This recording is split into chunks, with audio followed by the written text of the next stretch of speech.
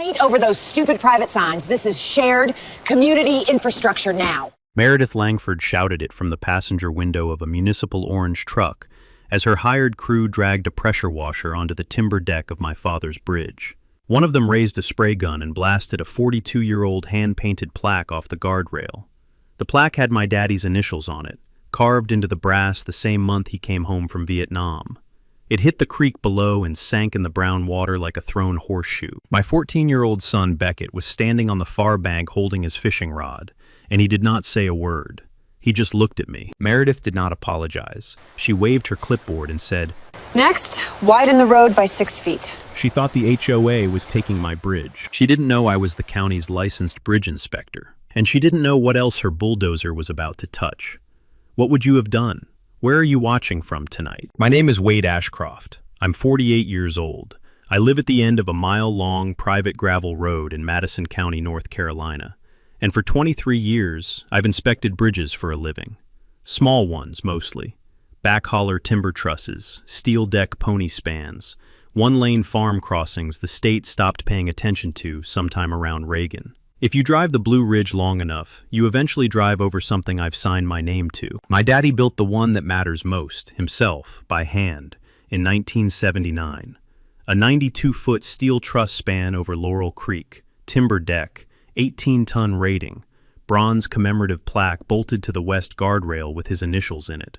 Everett Ashcroft, Staff Sergeant, Army Corps of Engineers, home from Vietnam with one bad knee and a head full of quiet. He built it because the state had abandoned the Ford crossing during a bad spring flood, and a neighbor's wife almost drowned trying to get to a birthing hospital. He pulled the permit, he poured the footings, he welded the steel in the pasture with a tractor-driven generator. He deeded the bridge and the road around it into a separate private title and held it until the day he died. Then I held it. Then my son would hold it, if the world stayed kind. My boy is named Beckett. He's 14 this spring, skinny as a willow pole, better at math than I was at his age, a little hurt by his mother leaving 5 years ago, and a lot good at hiding it. We fish Laurel Creek from the bridge every Sunday afternoon. We have since he was 6. The HOA subdivision, Laurel Ridge Preserve, went up in 2011. 84 brick homes on an old apple orchard on the far side of Laurel Creek. The only way in or out without a 14-mile detour through 2 counties is over my daddy's bridge. For 14 years, that was a quiet, polite arrangement. I let them cross. They waved. Everybody understood. Then Meredith Langford and her husband Preston moved in from Charlotte, 18 months ago, and Meredith ran for HOA president unopposed because nobody else wanted the job. She wore a navy blazer to her own welcome luncheon. She spoke about modernizing the community's assets. She spoke about me, once, in a newsletter, as the mountain gentleman at the end of our access road. That was a warning I read too slowly. On a warm Friday in late March, I came home from a bridge inspection in Yancey County and found a freshly painted yellow HOA crest on the north face of my bridge abutment, 18 inches across, still tacky. I walked up the grade. I stood there a long time with my thumbs in my belt loops, staring at that cheerful, wet paint the color of a school bus. My phone buzzed, a notification from the Laurel Ridge Preserve community website. Meredith had posted a memo, subject line, "A new era for our shared community bridge." The memo said 3 things. The HOA would be co-maintaining the road. A beautification committee would refresh the look of the bridge. And, my favorite, effective immediately.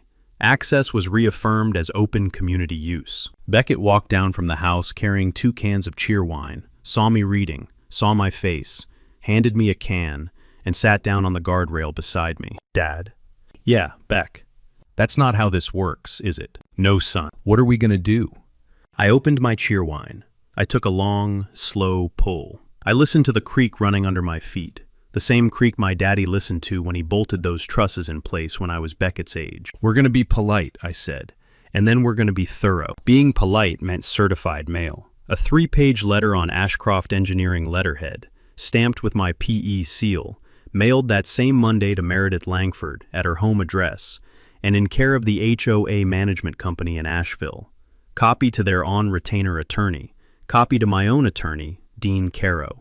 I kept the language flat. Paragraph 1. The bridge and the gravel road connecting it are owned in fee simple by Ashcroft, recorded in Madison County Deed Book 214, page 61. Paragraph 2. No easement, license, or public use grant exists in favor of Laurel Ridge Preserve HOA or its members. Historical, informal use has always been at the owner's pleasure and is not a property right. Paragraph 3. The painting on the abutment constitutes criminal mischief and must be reversed within 10 business days, and any further action by the HOA against the bridge, the roadway, or the signage will be met with legal process, damages, and the posting of weight restrictions the HOA's vehicles will not enjoy. Dean Caro is 64 years old, built like a short oak, and practices law out of a converted feed store in Marshall.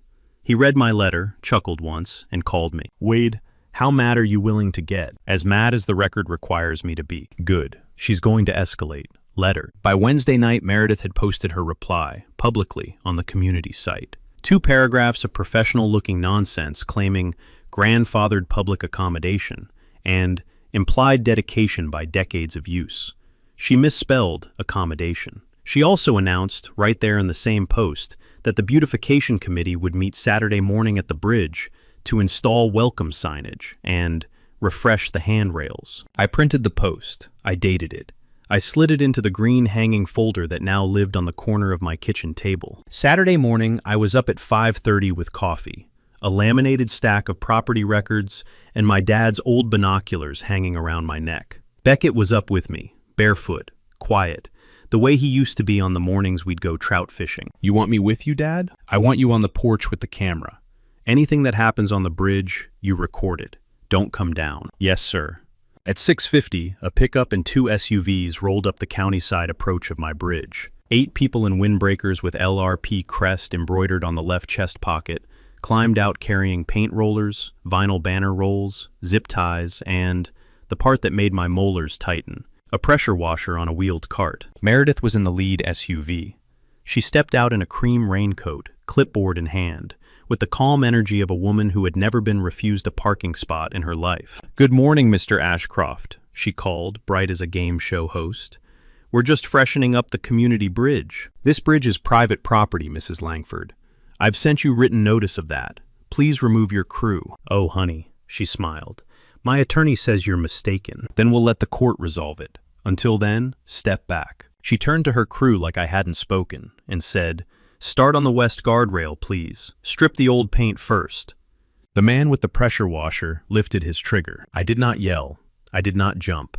I walked, calmly, to the east end of the bridge, unlocked a metal breaker box I'd installed 11 years ago, and flipped the switch that turned on the bridge's 30-ampere load monitoring camera system. 4 cameras, 1 on each corner of the bridge, all cloud-synced, all time-stamped, all rated legal evidence in North Carolina civil court. Meredith didn't see me do it. She didn't see Beckett either. 200 yards up on the porch, phone tripod mounted, already recording in 4K. The pressure washer hissed. A stripe of my daddy's paint, the very paint he'd mixed in a coffee can in the fall of 1979, came off the guardrail in long, peeling ribbons the color of dried mud. The bronze plaque with his initials followed a minute later, blasted loose, bouncing off the timber deck, and dropping over the edge into Laurel Creek with a soft, sad splash. I walked down to the creek bank. I waded in up to my knees. I found the plaque in the gravel, pulled it out, rinsed it, and carried it up to the house in both hands like it was a child. Beckett met me at the porch steps. His eyes were pink. He didn't say anything. He just took the plaque, wrapped it in his own clean t-shirt, and carried it to my office. I opened my laptop. I started a damages file. I numbered it Case 1. I filed the criminal mischief report with Madison County Sheriff's Office Monday morning. The deputy who took my statement was Sheriff Burke's nephew, Holt, a quiet young man who said he'd run the camera footage up the chain himself. "Granddad used to fish off that bridge with your dad, Mr. Ashcroft. He'd want this done right." I thanked him. I spent the afternoon welding a replacement mounting bracket for my father's salvaged plaque and bolting it back into the guardrail with fresh stainless hardware. Beckett handed me each bolt in order, the way he used to hand me Legos when he was 5. Monday night I slept 4 hours. Tuesday morning, before dawn, I heard the sound I'd been dreading, a diesel engine, not a pickup, something heavier. I pulled on boots and came down the drive with a flashlight. At the county-side approach, 2 men in reflective vests were backing a yellow Caterpillar D6 bulldozer off a lowboy trailer. A smaller skid steer waited behind it. Beside them stood a man I didn't know in khakis and a hard hat, holding a rolled-up site plan. Meredith, coatless in the wet March chill, hugged herself and drank something steaming out of a travel mug. Whoa, whoa, whoa. I walked into the headlights with my palms up. Gentlemen, stop. This is private property. What are you doing? The site plan man squinted. Brush clearing and road widening, sir. Mrs. Langford contracted us. We're bonded. Work order says 6-foot expansion of the roadway, with retaining stone on the west approach. You cannot widen this road. You cannot cross this bridge with that dozer. The posted structural rating is 18 tons, and you are 32, dry, before fuel. If that machine rolls onto my bridge, you will damage a historic structure and expose your company to personal liability. The contractor's jaw set. He looked at Meredith. Meredith smiled. Mr. Ashcroft, our attorney's letter supersedes your claims. Please step aside, or we'll have you removed for interfering with a lawful community project. Ma'am, the contractor said carefully, with respect, if the structure can't take this load, I can't operate. My insurance will not cover it. It can take it, she said, lightly, as if she were telling him what temperature to set a thermostat. It has taken worse. My husband looked it up. Her husband, I thought, is a hedge fund analyst who has never poured a footing in his life. Before I could speak again, she snapped her fingers at the operator. Proceed. The contractor hesitated. Then he climbed in the cab. He cranked the D6. He eased it forward at walking speed, toward the west approach of my father's bridge. I watched the bridge the way an ICU nurse watches a monitor. The D6 rolled onto the timber deck. I felt the ground hum under my boots. I saw, clearly and distinctly, the east abutment sway, not rock, sway, the way a bad tooth does. A hairline crack opened in the concrete, just above the waterline, a black seam in the gray. Up on the superstructure, 2 timber deck beams, the original 1979 Southern Pine, audibly cracked, one after the other. It sounded like a gunshot and a sigh put together. The contractor felt it too. He stopped immediately. He reversed slowly, carefully, and got the dozer back on solid ground. He stepped down. He wiped his face with his hand. I'm not doing that again, he said to nobody.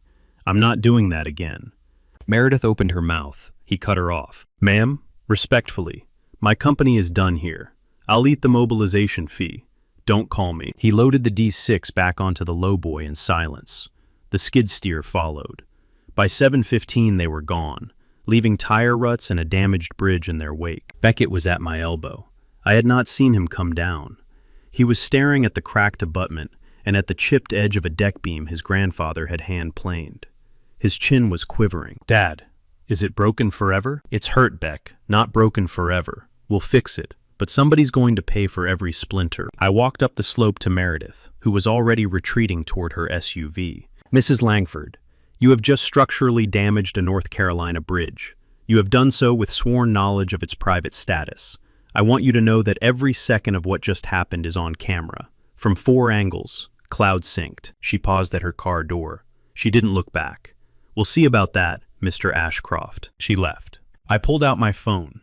I called my old colleague Travis Renfro, another licensed bridge inspector, and asked him if he could come out that afternoon with his ultrasonic tester. He said he could be there by 2. Then I sat down on the guardrail, and for 1 minute, I let my hands shake. Travis Renfro pulled in at 1:45, with his pickup loaded like a surgical cart. Ultrasonic thickness gauge, penetrant crack detection kit, load calc tablet. He was 61, half deaf in his left ear from 30 years of concrete saws, and the best field inspector I'd ever worked with.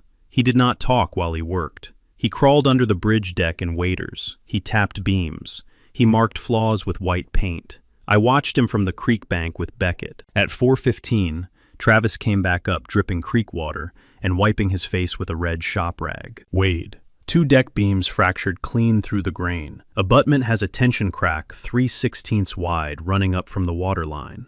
3rd beam has delamination consistent with point load exceedance. You've got 18, maybe 24 months before fatigue failure if nothing's done. If somebody runs another loaded dozer over it, hours. Cost to repair to original spec, $47,000 give or take. Timber replacement, abutment pinning, deck retorque, epoxy grout injection, and a fresh load test. Put it on letterhead, stamped, in my email tonight. Already drafting it in my head. I thanked him. Beckett shook his hand. That evening, I called Madison County Code Enforcement and asked to open a formal damage complaint. The officer was calm, professional, and scheduled a site visit for the following Tuesday. I hung up, hopeful. Monday afternoon, Tuesday's visit was canceled. The officer called apologizing. A hold had been placed on the site visit pending review by the county's Road Commission Appeals Board. The appeals board was chaired by Preston Langford, Meredith's husband. I stood at the kitchen sink for a full minute, staring at the faucet, a quiet knowledge nugget worth saving. In most states, appointed road commission positions are filled with part-time political appointees, whose conflicts of interest are supposed to be disclosed, but often aren't. A formal recusal request, in writing, with a copy to the State Ethics Commission, usually shakes the tree. I filed one that night. Copy to the North Carolina Board of Ethics. Copy to the State Attorney General's Office. Copy to Dean Caro. I also filed, for good measure, a public records request under Chapter 132 of the NC General Statutes for every email between Preston Langford and any county staff over the previous 6 months. 10 business days, by law. Meanwhile, Meredith was not idle. Wednesday evening, I ran into her at the Dempsey Brothers General Store, where I was buying replacement stainless carriage bolts. She was at the register with a bottle of Pinot Grigio and an HOA board member, Gail Monroe. When she saw me, she raised her voice deliberately. "Oh, Gail, there he is. The gentleman who thinks his little wooden bridge is going to stop an entire community." Gail had the decency to look embarrassed. "Mrs. Langford," I said. "Good evening." "Did you know," Meredith announced to the store at large, "that Mr. Ashcroft refused to allow emergency road improvements?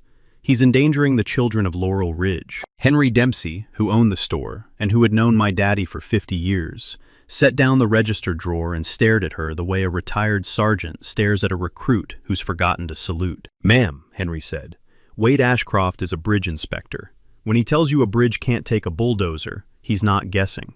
You might want to listen to him before you test him." Meredith turned pink. She left the store without her wine. Gail Monroe quietly mouthed an apology to me on her way out. Thursday morning, I received the next envelope. The HOA had filed a lien against my private road and bridge, claiming they constituted common area subject to assessment, and billing me, retroactively, for 18 years of unpaid shared road maintenance fees. The demanded total was $28,500, using my family name, on my own land, assessing me for upkeep of the bridge my father built by hand.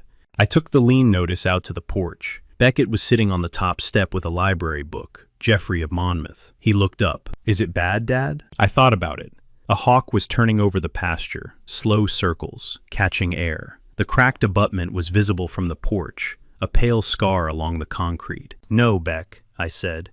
"It's stupid. Stupid is always worse for them than it is for us." That night, after he went to bed, I opened my daddy's old filing cabinet, the one in the back room he'd labeled Bridge in black marker the winter before he died, and I began pulling out papers. By midnight, I had 3 piles on the kitchen table. Pile 1 was my father's original 1979 construction file, hand-drafted engineering sketches on vellum, his own neat block printing, a copy of the NC Department of Transportation private bridge permit he'd pulled that September. The permit had a clause I hadn't looked at in years, typed in 12-point courier. Bridge use to remain non-public, ownership in perpetuity. No dedication of public easement without owner's sworn written consent. Sworn written consent. He'd underlined it in blue ballpoint, twice, the year they built Laurel Ridge Preserve. Pile 2 was a certified copy of the 2011 HOA plat I'd pulled from the county GIS office that afternoon. The plat showed the bridge as a shared access improvement. It cited, as legal authority, a bridge easement agreement recorded, supposedly, against my property. I'd requested the signed easement from the recorder's office Wednesday morning. The easement arrived in my inbox Thursday at 11 p.m., and when I opened the PDF, I stopped breathing. The signature page was blank, not forged, not altered, blank. My father had been sent the agreement as a draft. I could see his handwritten note in the margin, in pencil. Consider, discuss with Wade. He had never signed it. He had died 3 months later. The developer, apparently, had filed the unsigned draft with the county anyway, presumably hoping nobody would check. Nobody had. For 14 years. It was a bridge easement of pure oxygen. It didn't exist. Pile 3 was the quietest. a manila folder of correspondence between my father and the North Carolina State Historic Preservation Office, dating from 1983. The office had expressed formal interest in nominating his bridge for the state's Historic Engineering Register. He had declined, politely, not out of ego, but out of privacy. "Don't want tourists slowing down my cattle," he'd written, "but keep the file open." The file was open. I confirmed it by phone the next morning. The bridge qualified under 3 criteria: post-war truss design, builder's documented war service, and 40-plus years of continuous single-owner stewardship. The SHPO officer on the phone said if I filed the emergency application, she could push it through in 10 business days. Historic designation would, among other things, trigger an automatic injunction against any unpermitted alteration, including, for example, paint stripping by pressure washer. A knowledge nugget worth pinning. Many states offer a fast-track historic designation for privately owned structures under sudden threat. The paperwork is not long. The protection is broad. If you own anything your grandfather or great-grandfather built, research it. At 2 in the morning, I closed the files and looked up, through the kitchen window, at the silhouette of my father's bridge against a waning moon. I was also, as of last November, the licensed bridge inspector of record for every small span bridge in Madison County, mine included, which meant, under North Carolina Administrative Code 19A Section 11, I had the legal authority to post a weight restriction on my own bridge, effective immediately, based on the documented fatigue damage of the bulldozer incident. A 2-ton limit would be defensible. A 2-ton limit would exclude every SUV in Laurel Ridge Preserve. I stood up. My knees popped. I went to bed. The next 9 days I worked the way my daddy had worked the year he built the bridge. Quietly, methodically, without raising my voice above the sound of my own coffee maker. Friday morning, I formed Ashcroft Bridge Holdings, LLC, with the North Carolina Secretary of State. By that afternoon, I had a certificate of formation, a federal EIN, and a business bank account opened at the local credit union. I registered a DBA, Ashcroft Historic Private Bridge Crossing, and paid for a commercial outdoor signage permit through the county. Saturday, I printed signs, big ones, 36 by 48, reflective white, with black legend. Posted per North Carolina General Statutes, Section 14-159.6, every 50 feet along the private road and on both approaches to the bridge. No trespassing, private property, bridge weight limit, 2 tons, commercial crossing available by written contract, $15 per axle, $25 minimum, payment due on demand. By entering with a vehicle or trailer without a written agreement, you accept these terms as a bailment contract under North Carolina common law. I also posted, on the guardrail where my daddy's plaque used to hang, a new notice. This bridge is under emergency structural restriction, pursuant to NCAC Title 19A, Chapter 11. I signed it Wade Ashcroft, P.E., Licensed Bridge Inspector, Madison County. By Saturday night, the ANPR cameras I had already installed after the plaque incident were feeding a plate capture database, time-stamped, billable. Every HOA homeowner who crossed my bridge from that Saturday forward was accruing a recorded fee. A takeaway I want to leave you with. If you have a legitimate private bridge or private road, posting properly worded commercial use signs at the entrance is not merely decoration. Under the common law of most states, those signs are contract offers. Drivers who cross have accepted. Monday, I submitted the Emergency Historic Designation application. I attached Travis Renfro's stamped damage report. I attached my father's military service record.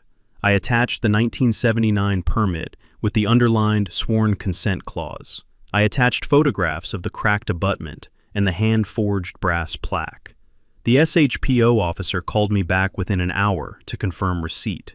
Mr. Ashcroft, I expect this on the register within 7 business days. Tuesday, Dean Caro filed 4 things at the Madison County Courthouse in the same morning. A quiet title action against Laurel Ridge Preserve HOA. A declaratory judgment action asking the court to find the 2011 easement void for lack of signature. A damages suit for $47,000 in structural harm, plus the retroactive toll bill. A formal counter-demand rejecting the HOA's $28,500 lien and billing the HOA treasurer personally for filing a bad faith lien under NC General Statutes Section 44A-12.1, which carries treble damages. Wednesday, I met Henry Dempsey for coffee at his store and asked him if he'd sign a sworn affidavit about his decades of friendship with my father and what he knew about the private status of the bridge.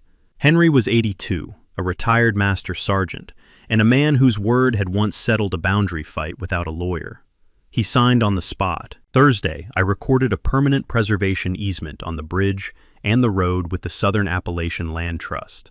The easement forever barred any public dedication of the crossing without the owner's sworn written consent. From the moment of recording forward, no HOA, no developer, no county board could ever claim implied dedication against my family. Friday morning, I drove to the sheriff's office and spent an hour with Sheriff Burke. We went over the cloud-synced camera footage from the pressure washer incident and the bulldozer incident. Sheriff Burke, who had fished off my bridge as a boy, took 4 pages of notes. "Wade, when you're ready to put on the show, call me. I'll bring enough men." "I will. Sheriff, I'd appreciate if somebody also looked into who authorized the lien filing." "Already on the list." Saturday, 9 days. 9 days, and my daddy was standing right behind my shoulder. Meredith, to her credit, had animal cunning.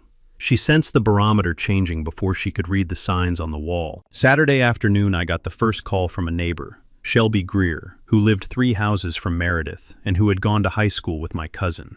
Shelby was whispering, "Wade, she's telling everybody you closed the road illegally during school pickup. She says her daughter couldn't get home Friday. She's organizing a rally, I guess, Monday morning at the bridge." "Is there any truth to it?" "None. The weight limit signs are posted, but nobody's been blocked. Her daughter came home on the school bus with my son." "Thank you, Shelby. You're a good neighbor." "I'm a good human, Wade. I just didn't know it until now." Sunday, Meredith filed, in her own name and as HOA president, a criminal complaint against me for obstruction of a public accommodation and reckless endangerment of a school-child residential community.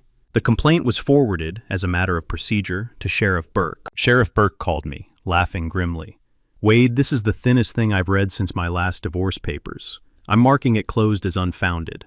But I'll do you a favor and not tell her I closed it yet." Monday morning, at 7, Meredith and 14 of her loyalists gathered at the east approach of the bridge holding handmade signs. "Our community, our road. End the bridge bully. Children deserve access."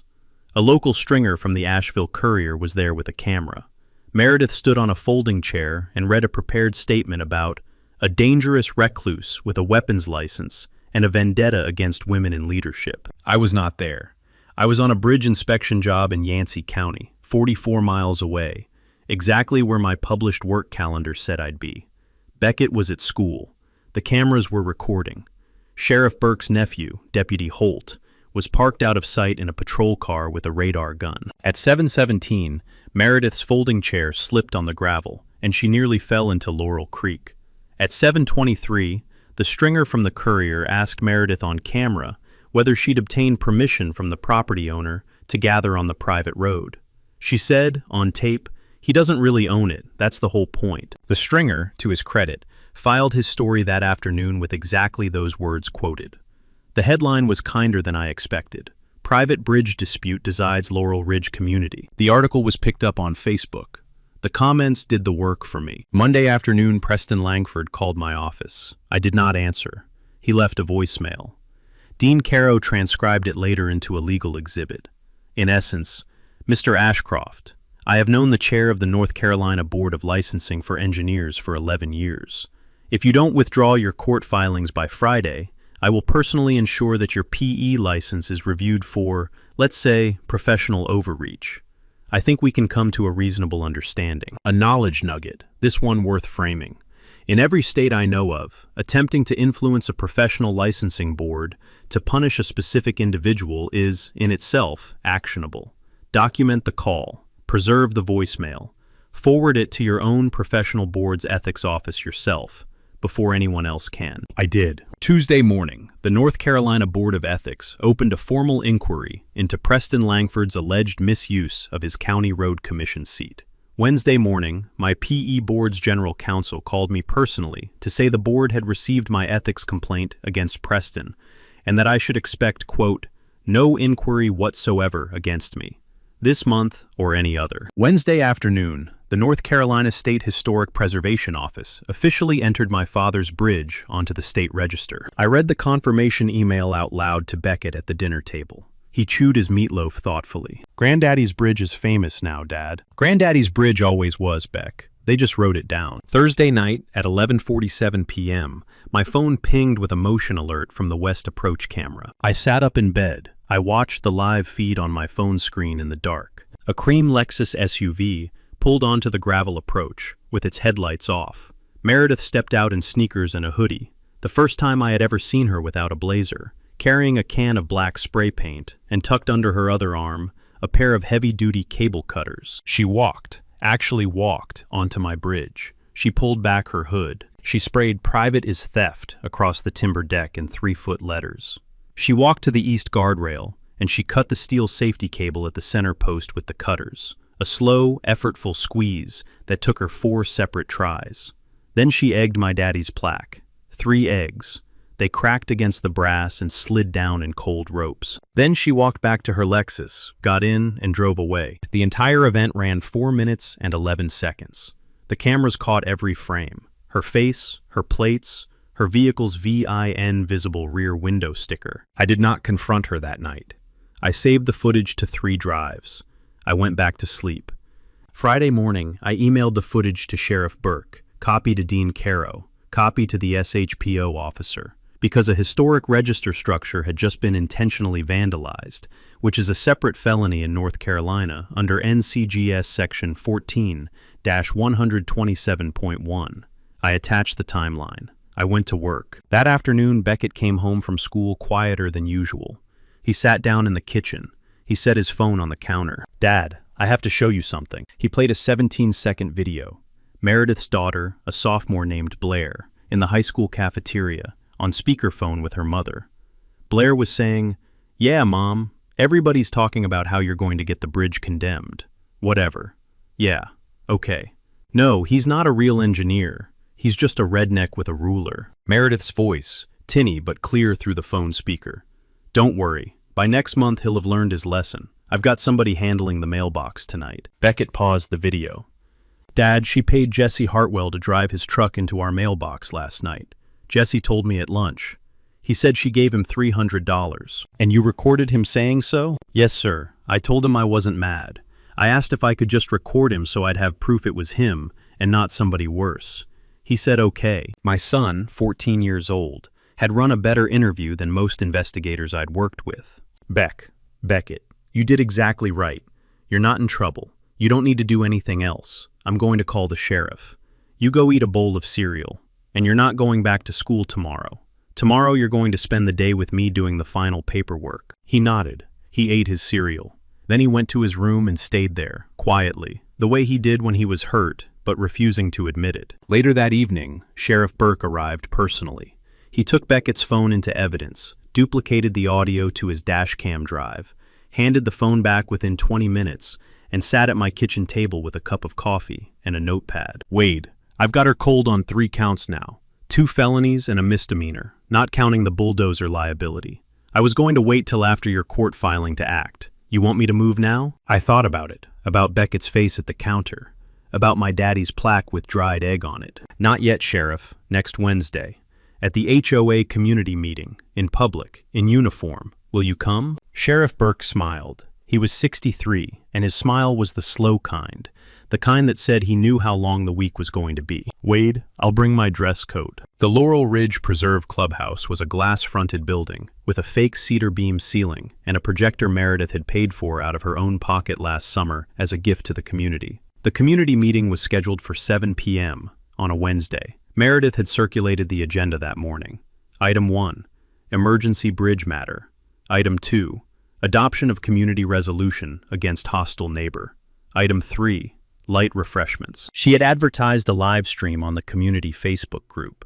400 viewers logged in before the gavel fell. The clubhouse seated 96. It was full at 6:45. I walked in at 6:58. I was wearing a pressed charcoal suit I'd worn once, at my father's funeral, with his Distinguished Service Medal pinned above the breast pocket. Beckett beside me in his first tie. Behind us came Dean Caro in a Navy 3-piece. Behind Dean, Sheriff Burke in his dress coat with 4 deputies. Behind the deputies, County Engineer Ronnie Tatum carrying a sealed folder. Behind Ronnie, the North Carolina State Historic Preservation Office field representative, a woman named Loretta Mayfield, carrying a bronze plaque under her arm, wrapped in white cloth. Behind Loretta, Travis Renfro with his inspection file.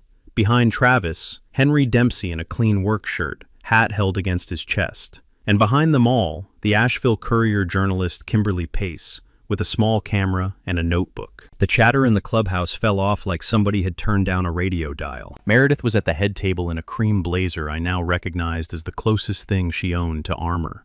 She half stood. She said too brightly, "Oh, Mr. Ashcroft, this is a private HOA meeting." Dean Caro, without raising his voice, handed her a certified copy of Laurel Ridge Preserve's own bylaws, with Section 4.2 highlighted, which required any action concerning access infrastructure to be open to the property owner whose interests were implicated. She sat back down slowly. I walked to the lectern. "Evening, neighbors. My name is Wade Ashcroft. Some of you have known me for most of your lives. Some of you moved in last year. Tonight, I'm going to share 5 documents with you. Then Sheriff Burke has a separate matter. Then we'll leave you to your refreshments." Click. The 1979 NCDOT private bridge permit. Sworn consent clause enlarged. My father's underline in blue ballpoint, highlighted now in yellow. Gasps from 2 older couples in the back. Click. The 2011 easement's blank signature page. Large red circle around the empty line where my father's name should have been. This was recorded against my property 14 years ago without a signature. The entire basis of any HOA claim to this bridge is a single, unsigned sheet of paper. Click. The North Carolina State Historic Register designation entered the previous Wednesday. Loretta Mayfield stepped forward, unwrapped the bronze plaque from its white cloth, and set it on the edge of the head table. Meredith's eyes flicked to it like a bird spotting a predator. Click. Travis Renfro's damage report. $47,000 in structural harm from the March bulldozer incident, plus ANPR-logged crossings of HOA-associated vehicles over 16 months, billed at posted commercial rates, totaling $38,250, plus the HOA's own false lien being counterclaimed under NCGS Section 44A-12.1 at treble damages of $85,500. Grand total currently owed by Laurel Ridge Preserve HOA, $170,750. Meredith made a sound, a small, dry, wounded sound. Click. The final slide. Night vision camera footage, labeled and time-stamped, of Meredith Langford in a hoodie, spray painting, "Private is theft," across the historic deck. The cable cutters in her gloved hand, the eggs arcing toward my father's plaque. Then Beckett's school cafeteria audio. Meredith's voice through her daughter's speakerphone. "I've got somebody handling the mailbox tonight." The room did not breathe. "And the last matter," I said. "Effective noon tomorrow, the bridge will be closed to all vehicle traffic for 6 weeks of historic compliant repair. The 14-mile detour through Spring Creek starts tonight for emergency vehicles and at noon tomorrow for everyone else." Meredith stood up. She opened her mouth. Sheriff Burke stepped around the head table, quietly, courteously. "Mrs. Langford, please place your hands on the table. You are under arrest for felony vandalism of a historic structure and felony solicitation of property damage. You have the right to remain silent." Preston Langford, in the front row, tried to stand. A deputy stepped into his path with a summons in his hand, served him on the spot. The summons announced the State Ethics Commission's formal inquiry into his conduct. Preston sat back down. Meredith was walked out in cuffs. The live stream's viewer count, Kimberly Pace later told me, spiked to 6,100 the moment she crossed the threshold. I folded my notes. I nodded to Beckett. I turned to the room. "Thank you for your time, neighbors. The coffee's on me." The HOA settled 3 weeks later. Not because they wanted to, because their general liability carrier, after reading the file, informed the board in plain written language that every further day of litigation would raise the policy deductible personally owed by each board member. The carrier wired me $170,750 on a Tuesday morning in April. Meredith Langford pleaded out to a reduced felony vandalism and 2 misdemeanor counts, surrendered her passport during proceedings, and agreed to community service repainting trail signs in a state park she had previously petitioned to rename. Preston Langford resigned his seat on the County Road Commission Appeals Board the same afternoon and accepted a negotiated settlement from the Ethics Commission that included a 10-year bar from any North Carolina public appointment. Their house, over-leveraged against his bad hedge fund quarter, went to foreclosure before the summer was out. They moved to the low country of South Carolina. They did not write a forwarding address. I did not spend the settlement on myself. I set aside Beckett's college fund. His mother would not have helped, and that fact no longer hurt me the way it used to. I paid Travis Renfro for his reports. I paid Dean Caro his fee. I paid to replace the mailbox. Then I took the rest to a meeting at the Dempsey Brothers General Store, where I laid out a plan with Henry Dempsey, Travis Renfro, and Loretta Mayfield of the SHPO. We created the Everett Ashcroft Memorial Bridge Preservation Fund. The fund does three things. It pays for emergency structural restoration of privately owned historic bridges in western North Carolina and East Tennessee. It endows a trade scholarship for rural high school students who want to apprentice into structural engineering, welding, or historic preservation without going into debt. And it operates a small mobile legal aid unit for landowners facing unlawful HOA or Road Commission overreach. Dean Caro drives the mobile clinic in a retrofitted 1994 Ford Econoline, 2 Saturdays a month. Jesse Hartwell, the teenager Meredith had paid $300 to take out my mailbox, was the fund's first scholarship recipient. He's at Mayland Community College, studying construction technology. He apologized to Beckett, in person, at our kitchen table. They played chess afterward. They've played chess every Thursday evening since. The bridge itself was restored over 6 weeks by a crew out of Boone, using local timber, epoxy injection on the abutment cracks, and original period stainless hardware. When the work was done, Beckett and I welded a new bronze plaque alongside my father's salvaged one. Beckett did the final pass on the weld bead himself. His hand was steady. The plaque reads, "Restored in 2026 by the third generation, preserved forever." On a clear Saturday in May, the community of Laurel Ridge Preserve, with a brand new HOA board that had voted Gail Monroe in as president unanimously, held a bridge rededication ceremony. They brought casseroles. They brought children. Henry Dempsey gave a short speech about my daddy that made me cry once, briefly, into my shirt sleeve. Shelby Greer organized the potluck. A 7-year-old in a pink helmet rode a bicycle across the deck first, at the request of the board, because I had recorded a new permanent public easement that afternoon, granting free pedestrian and bicycle passage, forever, for anyone who respected the 2-ton vehicle limit. My daddy built this bridge for a neighbor's wife in labor. It seemed fitting that the first crossing after restoration was a child learning the feel of a handlebar. If this story has a lesson, it is that quiet people who keep their records win the long game every time. If you have a bridge or a boundary or a barn your grandfather built, and some stranger in a Navy blazer has begun calling it community infrastructure, go dig out your deed tonight. And if you've got an HOA story of your own worth telling, leave it in the comments. I read every single one. Subscribe for the next story, where a developer tries to divert a creek through a widow's pumpkin field and finds out about groundwater rights the hard way. See you there. What brought Meredith Langford down wasn't the pressure washer or the bulldozer or the midnight vandalism, though was the moment that stabbed her. It was her assumption that the fireman at the end of a gravel road wasn't keeping reports. She mistook Wade calm for passivity. She mistook his breast carcass for lack of spine. She mistook a bridge built by hand in 1979 for common clay. Wade's real advantage wasn't his license or his camera. It was his inheritance. A man whose father has well still in a patrol at midnight taught him to mix chaos with a liquor. He didn't need to win loud. He needed to win clean, in court, on camera, and in front of the neighbors. His father has one half reached hospital in the middle of the storm.